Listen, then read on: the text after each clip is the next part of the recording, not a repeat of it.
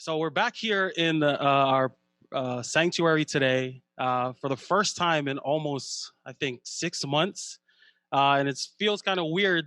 Been appointed to this church for 8 months now, and I've only preached here a handful of times. And just being back in this sanctuary, I recall a memory. A few years ago, I was interning at a church in the States, and we were leading a sermon series on justice. And around that time, I just started preaching. So I had a lot to say. When you first start preaching, you still have all of your good material with you, right? 30 sermons in, 30, 40 sermons in, and you're already reaching all the way to the back of your mind, reaching for those things on the third and fourth shelf, the second string material all the way back there. And I remember during these series, after every sermon, people would come up to me and just glow. They would say, Moses, that was a great message. But they would say, Moses, that was one of the best sermons I ever heard in my life. And I'm standing there just blushing, this young seminarian. And then they would say, would you consider something? My bubble just burst. I knew that it was coming. They said, I see what you're saying. I get it. I see the problem. But tell me what to do. You're not telling us what to do. Because we've created a culture where we don't think or struggle for ourselves. We want to leave church with a to-do list so it can fit in our perfect spreadsheet with a little box that we can check off after every service. And today I'm not interested in sending you out with a vision on what to do. I'm trying to give you a vision of who to be. Because if you just get what to do but not who to be, you're not going to do it for very long. Because your doing needs to come out of your being, not out of your being told. So often we go about things in the Bible like a to-do list, and we forget that God is so much more interested in our hearts than in our hands. Today, I'm trying to give us a vision of who God has called us to be.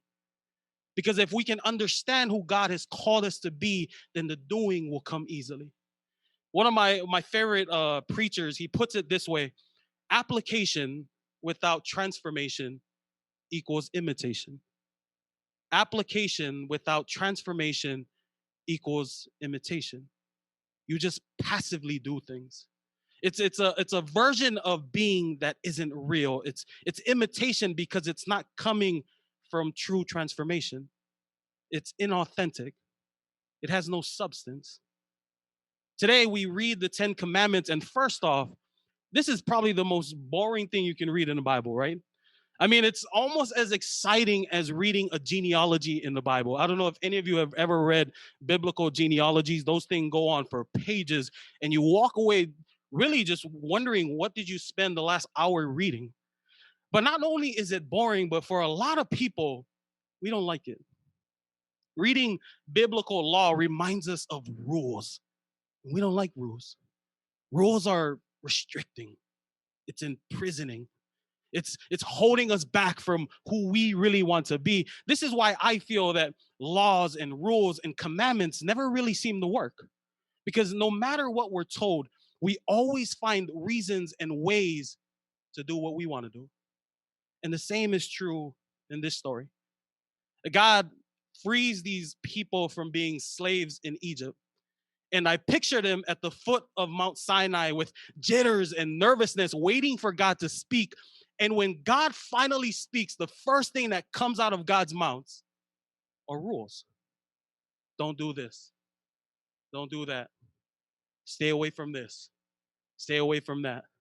They just came out of oppression, and they probably thought, as they often did, why free us from there if you're going to oppress us again here? I mean, we had to follow rules there, and now God finally speaks, this God that saves us. And it seems like he's presenting another set of rules. It probably even seemed to them like they just took off one pair of shackles just to put on another one, when that really wasn't the case. God was commanding them, not demanding them. There's a difference. In Egypt, Pharaoh demanded the Israelites to do things for his own personal benefit. At Mount Sinai, God invites the Israelites into a partnership that includes commandments, but this time for their benefit. I mean, I cannot stress enough how important knowing this distinction is. And in Egypt, they were demanded to do things, but with God, they are invited into this relationship that includes commandments, and it's for their benefit. There's a difference. So no matter how we feel or what we hear about commandments as being bad and restricting in the Bible, they're not meant to punish or oppress us. We like to think that way. When really these rules, these boundaries in the Bible are meant to help us experience a new way of being, a new way of living, a new way of loving. It's like the promises that you make when you get married. You wouldn't say that those promises are punishments, would you? Like no one gets married and then thinks, "Oh man, now I got to love this dude." Like nobody thinks that way, right?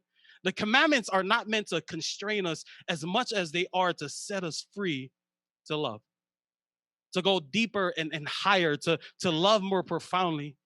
But as humans, we know that what's meant to be and what actually happens aren't always the same. And there's a difference here. And there's no difference here. Moses gives the first law to Israel: don't worship other gods, don't make idols for yourselves. And then right after, there's a story of Israel breaking those very laws. They worship the golden calf. Moses gives them some more laws. And then you get more stories of rebellion. Some more laws, rebellion again. More laws, rebellion again. And you start to see the point here. No matter how many laws they get, they just continue to rebel. Throughout the rest of the Torah, the first 5 books in the Bible, we see this continuous pattern of the Israelites receiving laws from God and breaking them. That's because commandments don't change anything when people stay the same. Remember, application without transformation equals imitation. You're just doing ritual things. That's why I don't think that it's important to know what to do as it is to know who to be. Because you can add as many rules as you want, but if you don't change as a person, nothing really happens. You can do things from sun up to sundown every second of every day and still not change a bit. I mean, we know this is true because we see it in our kids. You can either teach a kid to do the right thing and they'll probably do the right thing a few times. Or you can mold these kids to be the right kind of person. And the chances of them doing the right thing grows even more. God commands his children to do this. They do the total opposite and they rebel. Again, God commands them to do this for the sake of their covenant together. They do the total opposite. This pattern of law and rebellion continues all the way to the end of the Torah, where Moses just throws his hands up and he tells the people that the only way they will ever be able to follow God's laws is if their hearts are transformed. Before they're sent off into the promised land, Moses tells them, man, you guys, I know that you're not going to follow all of God's laws. You've already proven to me that you're incapable. And he says that the problem is that your hearts are hard, that you're going to need new and transformed hearts if you're ever going to truly follow God's law. And he was right. They go into the promised land and they break every single law given to them, which leaves a lot of the people reflecting about this over and over again, thinking to themselves that no matter how hard we try, it just feels like we're programmed to do things that we shouldn't do. The prophets later on come and they speak to this and they say that if Israel was ever going to obey the law, that God's spirit would have to transform their hard hearts into soft hearts. And that's when obedience to God's commands wouldn't feel like a duty. It wouldn't feel like a burden, but it would be written deep in their hearts. You see, if I get your heart, then your habits follow along. Then the rhythm of your life is easier to mold. If I instruct your habits and never mold your heart, your being or who I want you to be will always fail. There comes a time when the rules just don't work because the heart is just too stubborn or dark. So the approach has to change.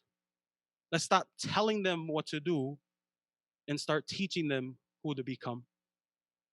The Old Testament ends with this hope that a Messiah will come and renew the hearts of God's people. Jesus comes along and he teaches that it's out of the human heart that come the most ugliest parts of human nature: hate, envy, lies, gossip. It's like a natural flow of our hearts that are always opposed to God's law. Jesus taught that he came to solve that problem, or in his own words, to fulfill the law.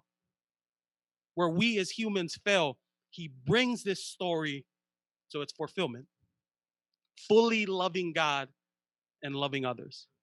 And then after his resurrection, he promised that he would send God's Spirit upon his followers to transform their hearts so that they can follow him and fulfill the purpose of the law, to love God and to love one another. I guess this is how it all connects to Lent and this journey of picking up our cross and following Jesus to the cross. If you are being with Jesus, then you'll be doing the things that Jesus does. If you are where he is and doing what he does, then you will always know what to do. Where you are being shaped will always dictate what you'll be doing. Jesus comes along and he says, "You want to be transformed?" He asks his disciples, "You want to become true disciples? You want to experience a total renovation of the heart? You want to learn how to love God with all of your being and love your neighbor like yourself? Deny yourself. Take up your cross and follow me." Deny yourself, take up your cross, and follow me. He says, resist the current culture of the world that informs your present rituals. The things that you crave in the world, but really only feed your selfishness and greed.